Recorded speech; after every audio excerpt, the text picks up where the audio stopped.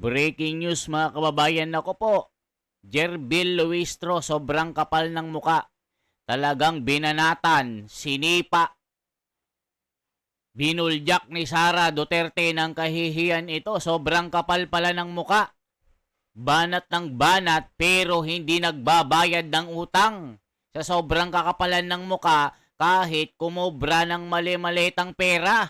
Halaka mga kababayan, panay sayaw-sayaw pa nung party-party sa Malacanang. Ito ang sinasabi po ni Sara Duterte mga kababayan. Sobrang kapal ng mukha mo, hindi ka nagbabayad ng utang tapos may gana ka pang bumanat. Hindi naman totoo. Grabe ito mga kababayan. Ito po, sabi ni General Macanas, Pinky Promise. Hala ka, Pinky Promise. Alam nyo na pag Pinky Promise, hindi na tutupad. Luistro to BP Sara, pagsisikapan ko na bayaran ang utang. Kasi itong si Luistro mga kababayan may utang pala dito sa asawa ni Sara Duterte na 8 milyones. Grabe, sobrang kapal talaga ng muka. Yan ang sabi po. Ngayon mga kababayan, panoorin po natin si General Macanas. Magaling po ito. Isa po sa mga iniidolo natin mga general na may bayag, lumalaban ng patas, sumusugod ng lalaki sa lalaki. Ganito dapat, hindi parang Trillanes sa sundalong kanin. Nabahaw, halaka. Panoorin po natin ang banat ni General Macanas. Magandang araw mga kaibigan. Bigyan natin ng reaction, opinion itong post ng 28. Pahayag ito ni Congresswoman Jinky Luistro sa pahayag ni BP Sara na kapal mukha. Siya pang may ganang bumanat. Bumati ko sa akin, hindi pa nila nababayaran yung utang nila na 8 million. Ito. Sumagot si Jerbil Luistro sa naging pahayag ni Sara Duterte tungkol sa umano'y utang.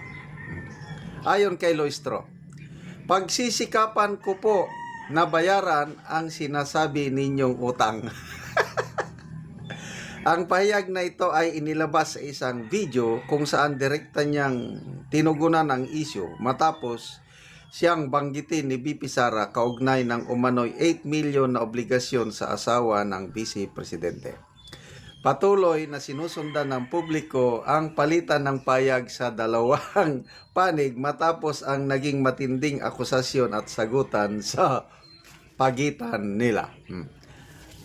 Nagsimula pa ito nung last year na midterm election sa isang campaign rally doon sa Batangas ba. Unang nabanggit ni BP Sara yung utang na yan na 8 million na ang matandaanan ko lang walay klarong tugon ni Congresswoman Listro kung nakautang ba sila o hindi. Parang naghahanap ng resibo. Parang dinideny, hindi naman niya flatly dinideny, hindi naman niya flatly na inamin. Palusot ba? So nakalimutan na yan yung utang. Ito, lumabas ulit nung in-interview ni Nabanat Bay si BP Sara at wala namang binanggit ni BP Sara. Sabi niya may member nga dyan ng Committee on Justice, ang kapal ng muka. Siya na may utang sa amin, siya pa ang may ganang bumanat sa akin. Ang ganda ng dating. So, Ayan mga kababayan, ito po yung sakto na sinabi ni Sara Duterte. BP Sara kay Kong Jerbil Luistro, sobrang kapal ng mukha mo. Grabe ang kapal talaga. Di ba kapal ng mukha mo, di ba? Kaya nga kami mag-asawa, tinitingnan namin ang mga interview niya. Sabi ko sa asawa ko, ito kapal ng mukha. May utang na 8 million, may gana pang bumanat. Grabing kapal talaga ng mukha. Sabi ni Sara Duterte, sobrang kapal ng muka ang bantot. Grabe, parang ganyan eh. Diba, kapag makapal ang mukha natin, ang bantot natin, kasi nga, hindi tayo nagbabayad ng utang sa ating inutangan. Akala mo, yung inutangan na nahihiyang magbayad ay nahihiyang maningil. Kaya itong si Luistro, banat ng banat sa impeachment. May gana pang bumanat pero hindi naman totoo. Grabe naman yan. Anong sinasabi ng mga tao, mga kababayan ko? Heto po. Ubos na ang basura sa maleta kaya mag-iipon muna pag may basura muli. Grabe. Wala na sila hiya makabayad niyan kasi may maleta na yan. Halaka. Grabe na. Nahihiya siya, legit na totoo. Yung ginagawa nila kay Sara, puro lang bintang. Grabe mga kababayan. Pagsisikapan daw parang hindi natanggap ng maleta. Halaka. Pagsisikapan no, babayaran mo. Dapat lang po ba magbayad ka? Bayad-bayad din pag may time. Grabe na mga kababayan. Utangera pala ito. Grabe na. Yun. Salamat naman at pagsisikapan. So, anong pagsisikapan, di ba? Promise. Pinky promise, I'll pay you. Ang tanong, kailan? Mahirap yun. Malaki-laki yan, ha? 8 million, no? million. Nung nag-retire nga ako, 34 years in the military service. Grabe. Ilang milyon lang, kaunti. Huwag ko na lang sabihin. Maliit lang, at least milyon. Grabe, no? Hirap. Buhay ko yun ng 34 years sa military service. Grabe, no? Tapos yan, 8 million? pinagpaguran ng asawa ni BP Sara dahil I believe it's a legal services fee. Grabe, no? I don't know how many years na. Hindi pa nababayaran hanggang ngayon. Hoy, Luistro, magbayad ka na. Ayan ang sinasabi ni Sara, ang kapal ng mukha mo. Banat ka ng banat pero may utang ka pala. Diba? Okay lang sana kung babanat ka kung may katotohanan, pero wala eh. Ayun, sobrang kapal ng mukha mo. Sabi ni Sara, bayad-bayad din pag may utang. Hindi yung nag-utang, kakalimutan, tapos sasabihin mo, gagawan ng paraan. Pagsisikapan ko mabayaran, kailan? Ayan tayo eh. Utang-utang di magbayad. Kaya ito, bigyan ko kayo ng tip ha para hindi sila makautang. Ganito po, pagka chinat ka ng kahit sino, kamag-anak mo man, kaibigan mo, best friend mo, kahit sino mga kababayan, para hindi ka ma-scam.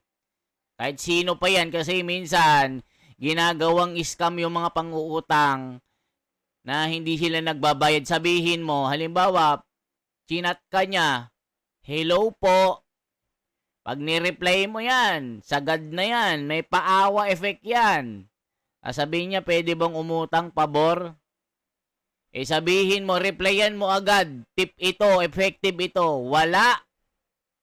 Ngayon pa lang, mag-away na tayo. Ngayon pa lang, magmurahan na tayo. Habang hindi ka pa nakakautang. Friendship over na. Ngayon pa lang. At least wala kang utang. Dapat ganun mga bibigyan ko kayo ng tip. Effective yan. Ginawa ko na yan kahit sino. Siyempre wala naman ako yung papautang, diba?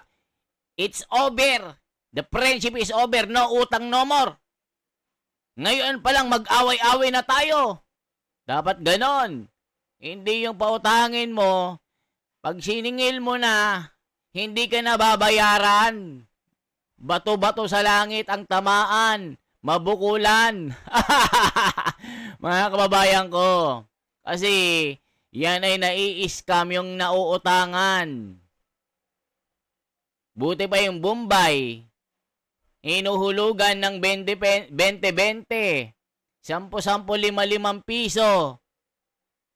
Yung umutang sa'yo, wala na. Nakalimutan na. O gaya si Luistro, sobrang kapal ng mukha, hindi magbayad ng utang. Banat pa ng banat, wala namang katotohanan. Kaya kapal mukha ito. Mabantot. Grabe naman yan. Grabe yung mga comment ng mga tao. Sabi ni Ferdinand, Capriso ng Tarlac, dating tangalista.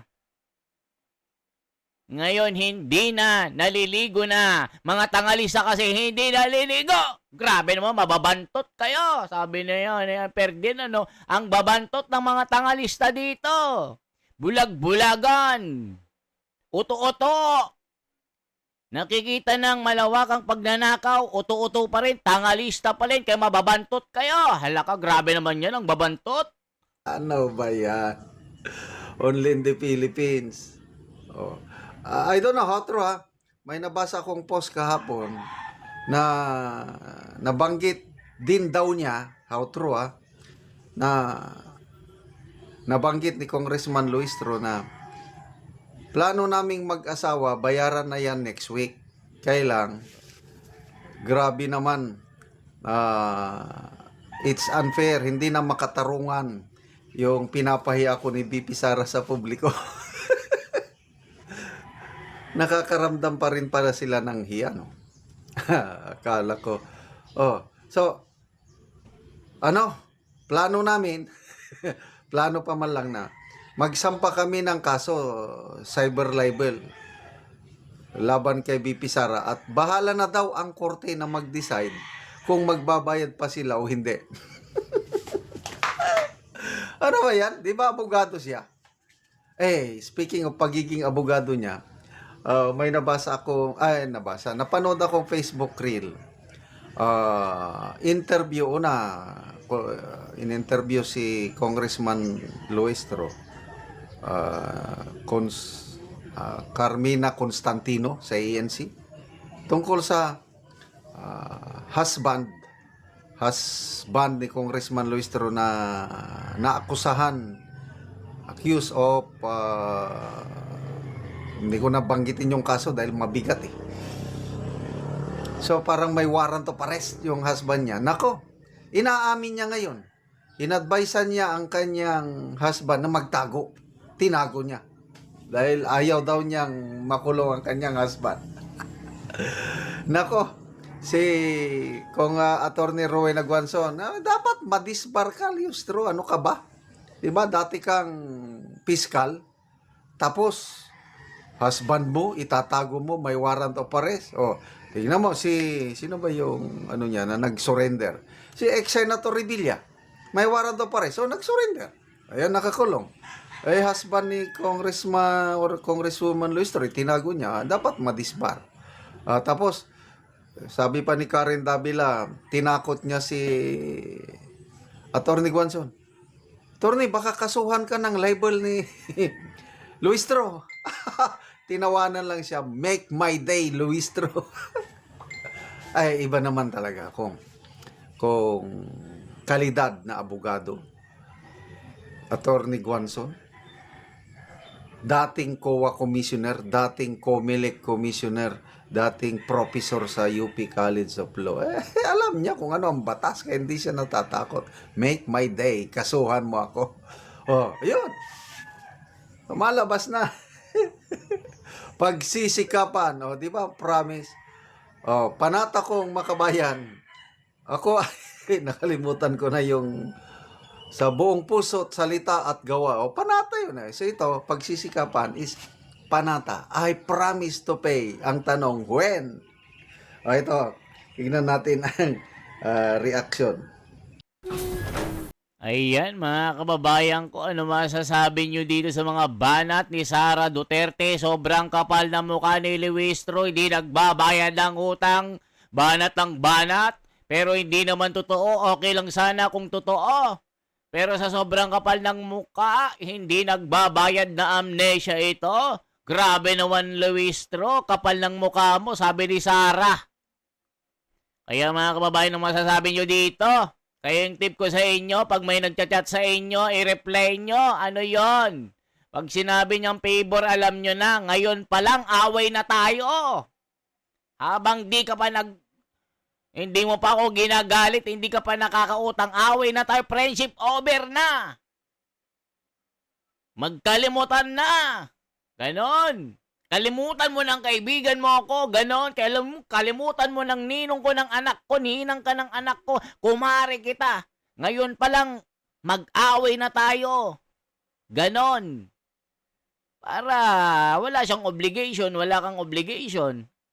Kalimutan na habang hindi ka pa nai-stress at na-high blood, okay? Just the tip for the Wonders Philippines, for transparency, for a better democracy. Mabuhay. Isang like naman dyan, mga kababayan. Isang subscribe sa ating YouTube channel. Mabuhay po at magandang umaga. Yan po ang umaati. Kabong mga pakabog, pabalita, pabalagbag, pasabog na news natin. Mabuhay po.